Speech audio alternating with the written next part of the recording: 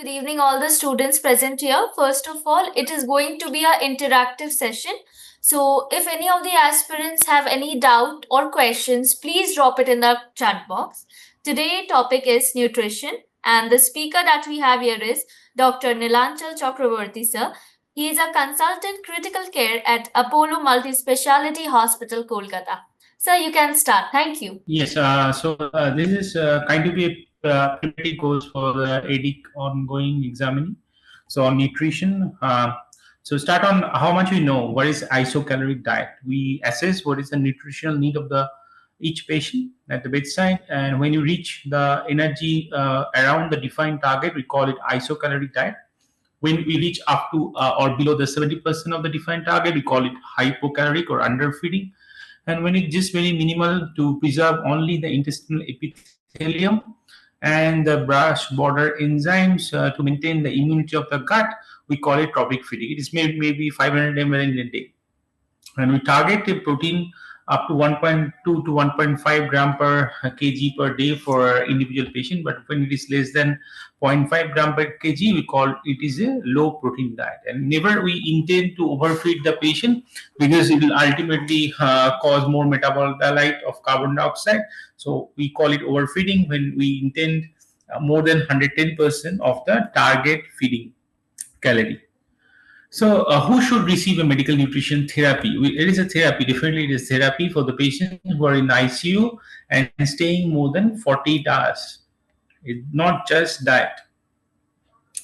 We have to calculate how much is the energy expenditure for each patient, because in critical ill patient, they may be in the hypermetabolic state, almost 50% of the patients. So calorie requirement may be more than usual, and sometimes they are normal metabolic, which is 1/3 of them. And when the patient is basically in cardiorespiratory instability, in shock, requiring vasopressors, we never intend to start the whole feeding up to 48 hours. We keep it as minimum as possible, and we should not go beyond the 70% of the expected energy expenditures in this critically acute phase. So there are some nutrition assessment tool, and nowadays most commonly we use the Nutric score or modified Nutric score or NRS 2002.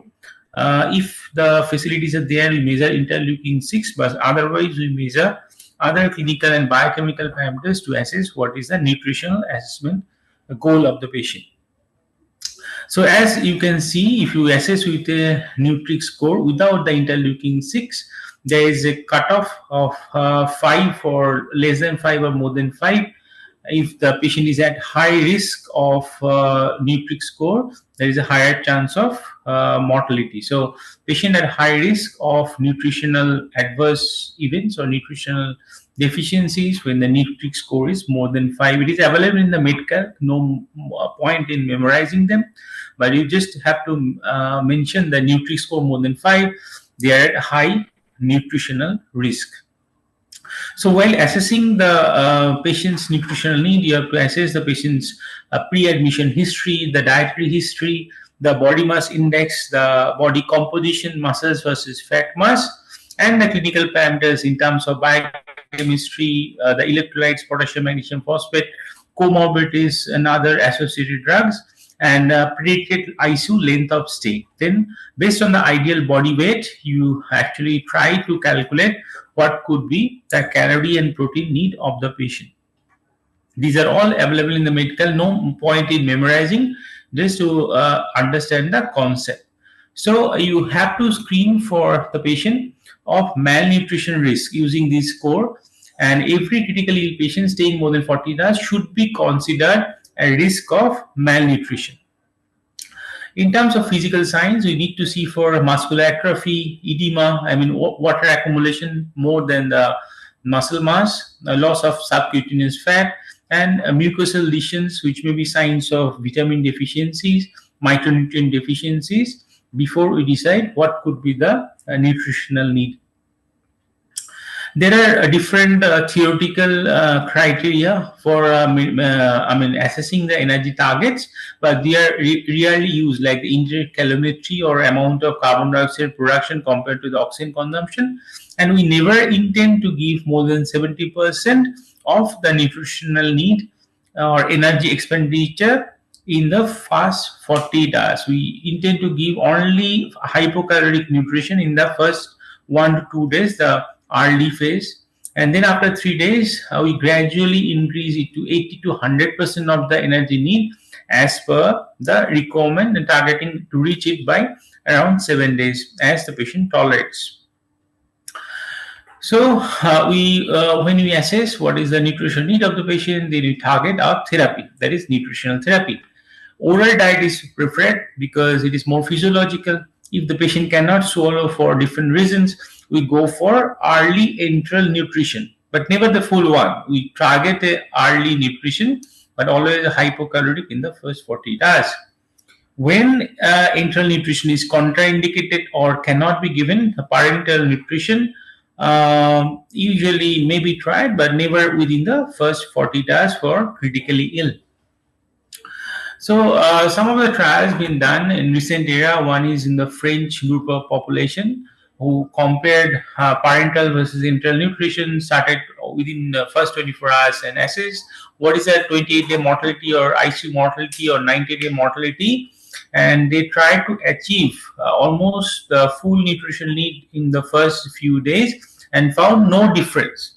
So why do you prefer enteral nutrition if there is no difference? We need to find out, because in these studies, similarly another study that is a caloric study I'll discuss later, when you use enteral nutrition, the gastrointestinal complications are much more. So somebody may say that okay, parenteral nutrition in terms of mortality may be same and the gastrointestinal complications are lesser, so why not use parenteral nutrition? Because parenteral nutrition is never physiological and it has its own side effects as per the recent data. Similar studies in English population published in NEGM, the calories trial, also showed that the mortality outcome may not be different, but non-infectious complications, maybe in hypoglycemia and all, is basically more in the enteral group, and the gastrointestinal side effects are more in the enteral group. So always there is a controversy whether to use enteral nutrition or parenteral nutrition, but enteral nutrition is physiological. You do not need a special line for giving enteral nutrition. So there are different formulations for it. What are they? It may be polymeric, which is much more preferred because it contains whole protein, it contains fibers, and it contains some long chain triglycerides. But when the patient cannot tolerate it, we go for semi-elemental diet, which contains peptides and some oligosaccharides. But it doesn't contain that much of fibers, so absorption wise, it may be affected, may cause diarrhea. So polymeric feed is always preferred, which is usually the in our situation is a kitchen diet, but it has differences in calories in terms of how they make it. So of course, in terms of polymeric diet, we use a powdered form of different formulations. So as I said already, why polymeric enteral feed is generally preferred over elemental diets, because polymeric products mimic standard food. It is enriched in fiber, less expensive, and tend to be better tolerated than semi-elemental diet.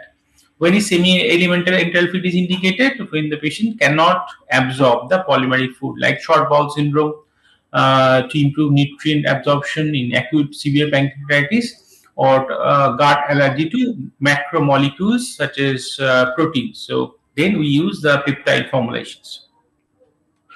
So what are the advantages of enteral nutrition? It doesn't require extra central line, so its complications are prevented.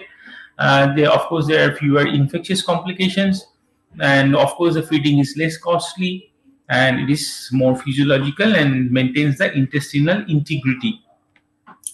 Contraindications, and there are only absolute contraindications when there is bowel ischemia or chances of perforation. So disruption of the GI tract, you cannot feed the patient, or intra-abdominal pressure is high, abdominal compartment syndrome may precipitate, then you avoid enteral feeding.